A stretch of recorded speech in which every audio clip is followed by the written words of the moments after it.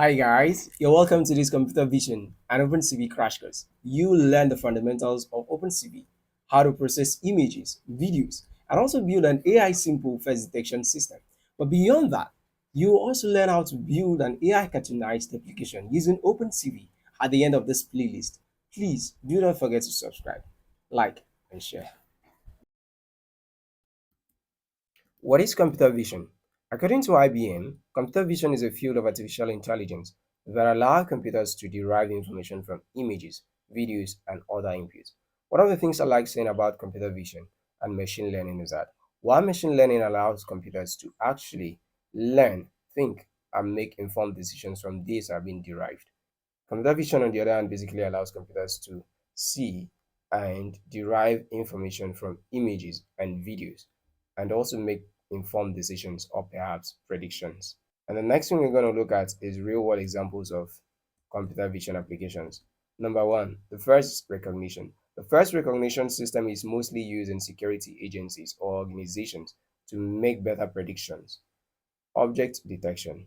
Object detection is widely used for traffic activities on the road and also used in supermarkets to detect objects and also make better decisions. Augmented reality is mostly used in applications such as Snapchat, TikTok, and Facebook recent VR eyeglass, which has been a talk of the town. So basically, at the end of this tutorial or at the end of this playlist, we'll build an augmented reality application that is known as AI Cartoonizer. So stay tuned. And the last one is the autonomous cars. Of course, you've seen what Tesla and other autonomous vehicle companies have actually developed in recent time, which is quite fascinating and interesting part of AI generally. So the next we are going to talk about on the slide, OpenCV. OpenCV is an open source library that is designed to process images and videos in computer vision applications. So basically, just see OpenCV as a tool that will enable you achieve your task.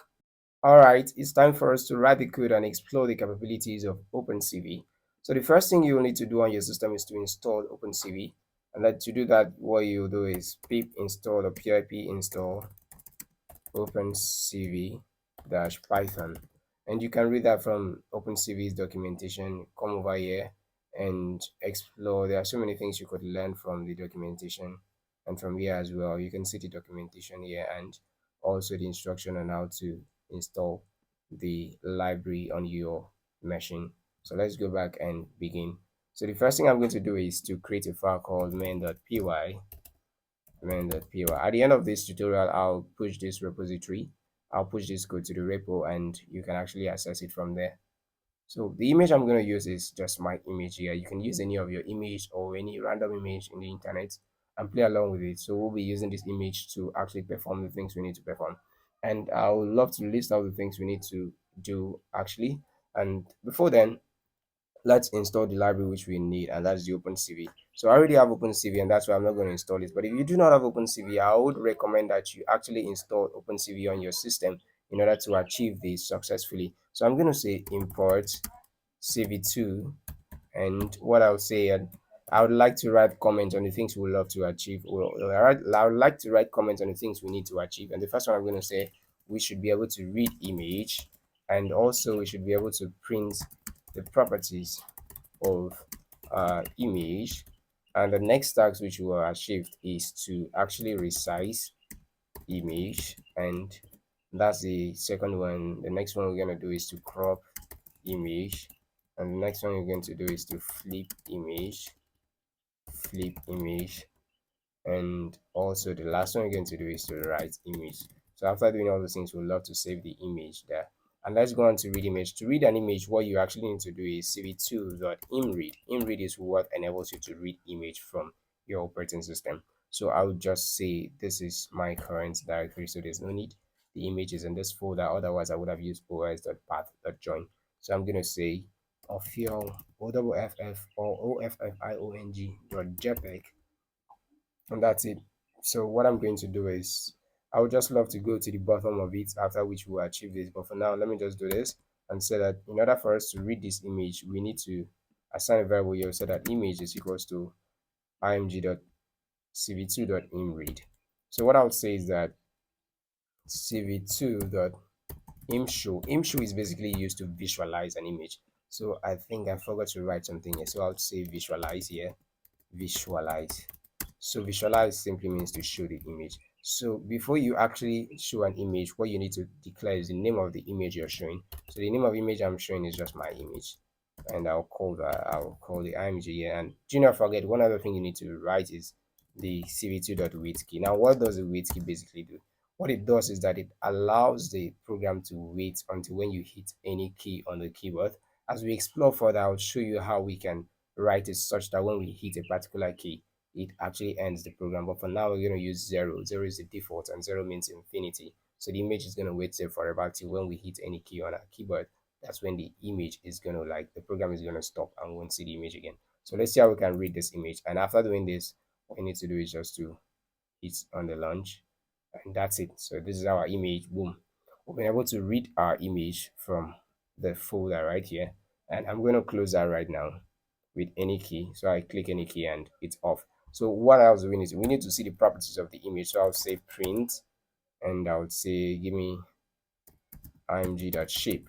So shape enables us to actually see the image, that the properties of the image that we want to see. So watch closely in the terminal, on the terminal rather, as I hit here, and I'm going to close this. And you can see now the first thing we get from an image is the height, and the next item we get from an image is the width, and the next item we get, that's the last item, is what the channel. Now let's explore more about images actually. What is an image? In OpenCV, an image is represented as a numpy array of pixel values. It has three properties, like I mentioned earlier on. It has width, it has height first, it has width, and it has channel.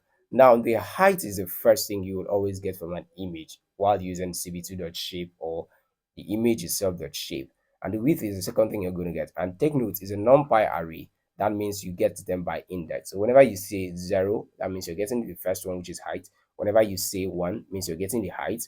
Whenever you say 3, sorry, whenever you say 2, it definitely means that you are getting the channel, which is here. So you might be wondering, what's the channel? The channel is basically different color composition or color components of an image. We have the grayscale. The grayscale actually returns only one channel, which is black. And we also have the BGR. The BGR returns three values: blue, green, and red BGR. And we also have the BGRA, which is mostly used for alpha properties or alpha functionalities. Alpha in the sense that it's actually an image that is transparent. We have the BGRE, blue, green, red, and alpha. The alpha means transparency on the image. Nevertheless, an image that has four channels can also become an opaque body. Alpha, when it's 0, means it is purely transparent. As it increases in ranges, it increases and it becomes opaque. So let's go back to our code. Okay, so I've explained to you what the first item we get from the numpy array is. The first one is the height, the second one is the width, and the third one is the channel. So what we are basically going to do next is to resize our image. Now, how do we resize our image? Firstly, we declare a variable, say that resized image is equal to cv2, that there is a property in cv2 that is called resize. So we use resize. And what do we want to resize? Obviously, we want to resize our image. And what are the width and the height we want to use? Now, do not forget that what we get from image firstly is height, and the second one is width. But whenever we are processing an image, whenever we are doing manipulations with images, we do not send height first. Rather, we turn it the other way around. We send the width and we send the height. So it comes like width before height. So what we're going to have here is width. Now that we have 774 for height and 604 for width, what I'm going to say is that I would love to make my width of this image to be, I would love it to be half of this. So half of 604, that should be 302. So I'll say 302 should be my width. Take note, the first parameter here is width and the second one is going to be height. So the second one is going to be 770. 770 divided by 2, that should be 385. 385 exactly. So what I'll need to do is, now it's time for us to visualize our image. So I would say that cv2.imshow, and I would say resized image, and I'll now call my resized image. So let's see what resized image will actually give us. Boom, you've seen it.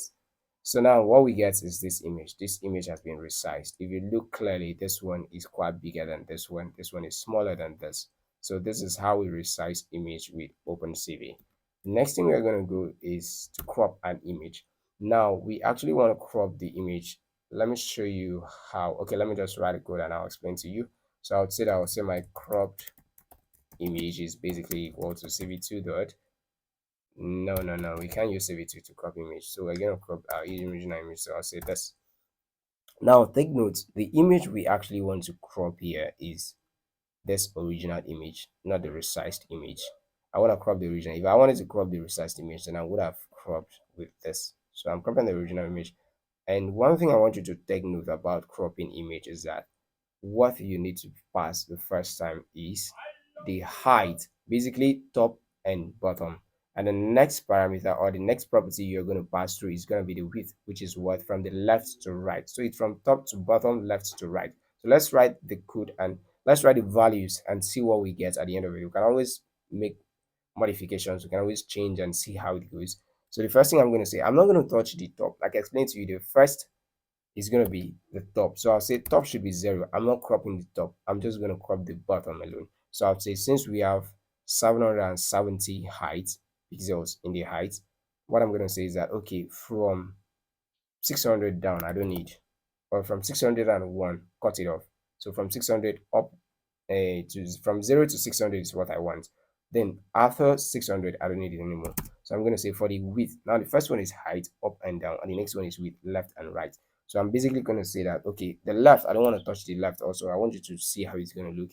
And for the right, I want it to be, since it's 604, I don't want it to pass this range. I'm going to use 550. 550, and let's see.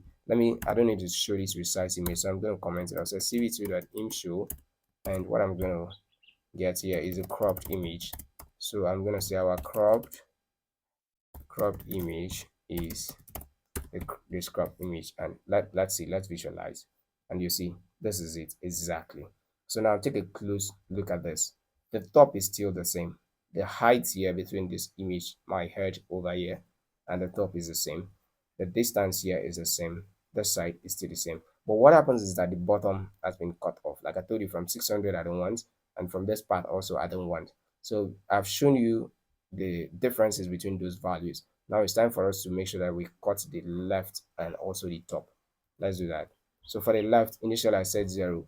Let me make it maybe 80. Let me make it 70. You can make any value and play along with it. And for this one, this is basically the top. And for this one, I'm going to say should be 80. Let's see how it looks, whether it look nice. Wow, it actually looked nice, but it almost cut my head off. It's still fine. After all, it's for learning purpose, so you can always fine tune it to what you want. So this is how we actually achieve cropping of image in OpenCV. And if you want to save this cropped image, you can actually save that. I think that's what we use to save when we get to writing of images. So let's just move next to how to flip our image.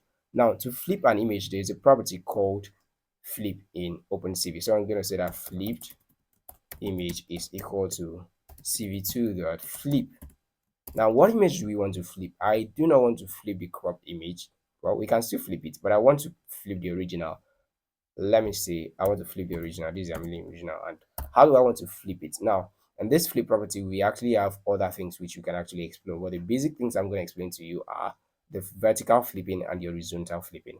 Now, the 0 means you want to flip it vertically. I'm going to say our flip image should be equal to this. This is our flip image, and this is going to be our flip image. And let's see what we get. So you see, it's now flipped upside down, like it's flipped up to down, up to down, up to down. So that's it. But that's not what I want to do, because I don't want my head to be down and my body to be up. So I'm basically going to say I want to use 1. So it should flip the other way around. And let's achieve that. You see, it's now looking at the other side, and the original looks at this side. So this is it. It basically looks nice. You see this original image, it's looking at my right direction, while the flipped one is looking at the left direction. So that's how we can actually achieve flipping of image. And the next thing we need to do is to write our main image. Let's save the flipped image on the same system. So I'm going to see to save our image. I would say that to basically achieve this, all we need to do is save it to .imWrite, and we'll say that that's equal to our current directory. The words of file name, I would say it should be flipped of the JPEG, and that's it. So it's a flip image I want to flip. So let's see, and I believe it must have saved. So come over here and you see the image has been saved. So that's it. You can play along with it. Now I want to give you an exercise to do for me. The exercise I want you to do for me is read your image. When you read your image, resize, you can resize the image, but what I basically want is for you to crop your image and flip the image. When you crop the image, use the cropped image to flip. After flipping, save this flip image. That's what I want you to do. So the first thing is read the image. You don't need to resize. You can resize. Yes, you can resize if you want. Crop the image, flip the image, and now save the image on your system. You can actually achieve that, and it's very simple. So that's the end of this tutorial. Now that you can read, write, resize, flip, and crop images with OpenCV, in our next video, we'll dive into capturing and processing of videos from your system and also in real time with webcam. So, if you found this useful, hit the like button, subscribe, and share. See you in the next video.